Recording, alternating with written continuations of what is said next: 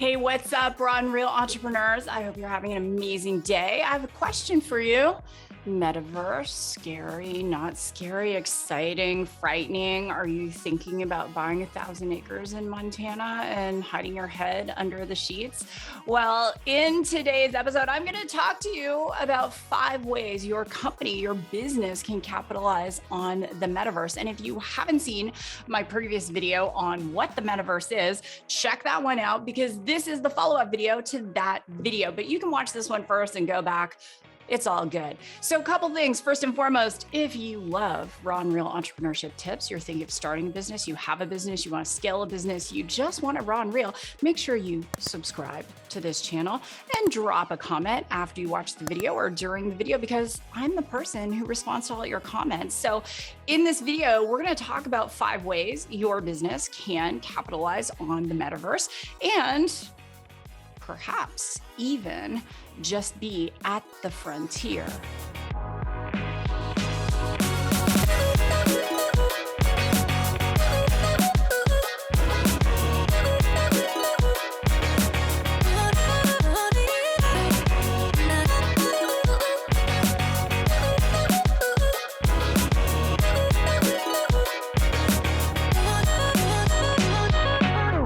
Just in case you haven't seen the news, the metaverse is coming 5 to 12 years, depending on what's going on. Mark Zuckerberg's leading the charge to the point where he renamed his company Meta instead of Facebook. Well, interesting. I'm not surprised. And, good for Mark thinking about rebranding. It's all good. But this metaverse, this alt reality where we are, apparently going to all be working in the metaverse, getting married in the metaverse, dating in the metaverse. I'm married, so I won't be dating in the metaverse, but, our kids will have play dates in the metaverse and, all this stuff in the metaverse. It's a long way away, but not that far away. And as business owners, it is important that we understand technology and where things are going and not be afraid. Because I always say in my shows, whether it's the podcast or these videos, that good people create good technology. Right? Just nod your head. Good people create good technology. So in the metaverse, what does that mean to your business? Well, the first thing to understand is Facebook doesn't own the entire metaverse. It will have a metaverse, just like there are galaxies out there. This is going to be the Facebook metaverse. It's one metaverse. There will be many different iterations of a metaverse. For example, you might have a premium entertainment metaverse. So let's say Live Nation says, hey, we're going to go and we're going to run concerts in the metaverse. So maybe you would have a hybrid experience. You could go see a live concert like Coldplay or something in real life in a stadium.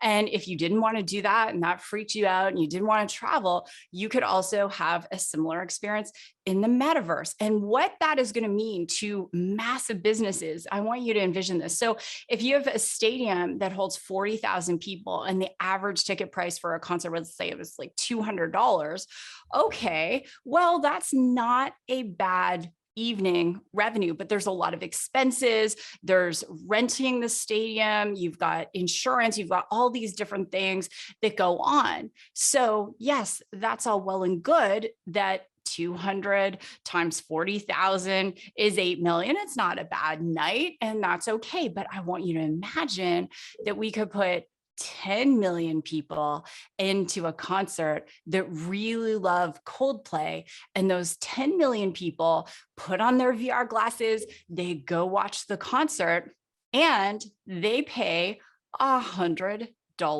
a ticket. Well, 10 million times 100 is $1 billion. And so instead of your measly 8 million, you just made $1 billion in one night.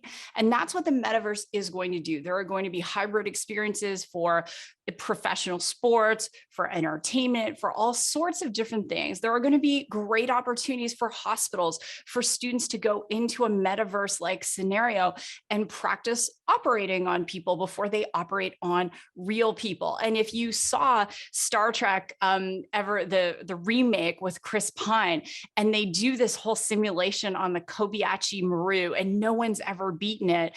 And Chris Pine goes in, he's like, "This is my third time, and I'm going to beat it." Well, he does beat the simulation, but they're literally on the, deck of the Enterprise. They're seeing all of the different Klingon warbirds coming in, and it's like that. It's this simulation. And so initially in the metaverse, we will get there through wearables, through things like glasses and things, but eventually, this is the kind of creepy, scary part, we might get there through implants. That's a whole other topic for another video.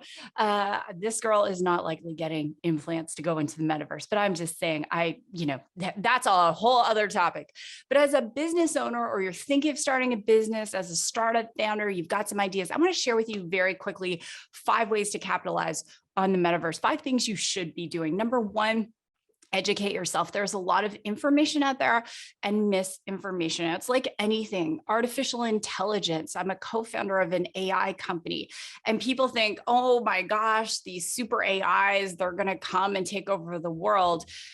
We haven't even perfected autonomous driving yet. We're not there, but there are lots of good things that AI does, just in terms of medical records and aggregating all of this data, making sense of it, helping us in just so many ways. Even if you're lost and you're using your phone, and there's more that goes into you finding your way to different places than just geolocating. I mean, there's a whole aspect of machine learning, and I could go on, but this whole concept that, AI is going to destroy the world or whatever the case is. Again, good people create good technology, right? So thinking about this information, and it's interesting because I have all these conversations about AI, and one of my passions is just to say there's a lot of goodness in AI, and there are a lot of powerful implications of good things that can be done. And the same thing with this metaverse, you want to educate yourself to understand there are a lot of positive implications of this. And I like to think the people that watch this channel are really good humans. And so you're going to create good things in this metaverse. But number 1 is educate yourself. Number 2 is begin to invest in technology. It is so important as a business owner.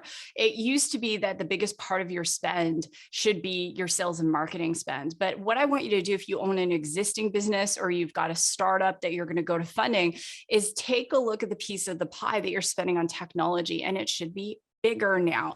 So thinking about things, if you haven't seen my interview with Rick Jordan, cybersecurity expert, we talk about that. You need some pieces carved out for cybersecurity. You need some pieces carved out for artificial intelligence and all sorts of different things. And now you're going to need a piece carved out for your metaverse plan. How is your business going to operate in this new metaverse? And whether it is a very small way or whether it's a big way, you're going to create a metaverse yourself, or you're going to transact in an existing metaverse. But it's important that you start to think about what that plan is and get your budget set for investing more in your technology. And one of the things when startup founders come to me and they're asking me for advice, and I look at what they've got planned in terms of their tech build, I'm always like 2x or 3x that, because it's going to cost you more than you think it is. And it's so important that your technology is operational.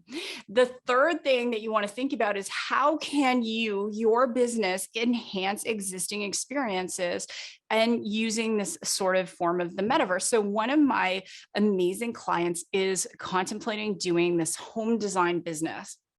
And she wants a full service business. So you're potentially looking at houses, and then you want to envision what it is that that house is going to look like when it's decorated. So you can decide, are you going to buy it or not? And so imagine you put on some VR glasses and you're doing this home tour. And then while you're in there, you can actually move things around and get the vibe. Is this really going to work for you or not? So she's thinking about ways to do that. And one of the things to understand is Moore's law. So Moore's law, what that essentially means is that as technology advances, the cost to deploy that technology becomes less and less. So the capabilities go up and the cost goes down. So early adopters, yes, there is going to be an expense to that, but it's fun for you to be able to offer something that your competitors aren't offering. And so something to think about, I have toured office space using VR glasses. It was really fascinating.